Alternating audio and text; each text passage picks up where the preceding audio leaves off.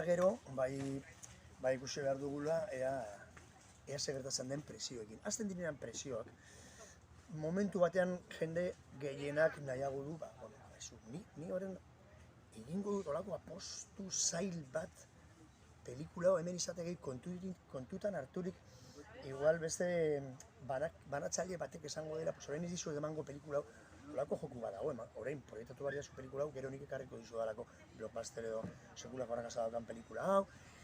Horrun dena daukate hartuta, oso pelikula kartelera berdina dauden mu.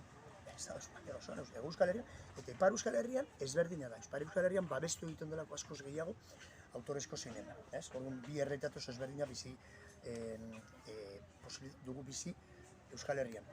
Ipar Euskal Herrian edo Euskal Herrian. Berdin ere bai hitz egiten badugu plataformen inguruan.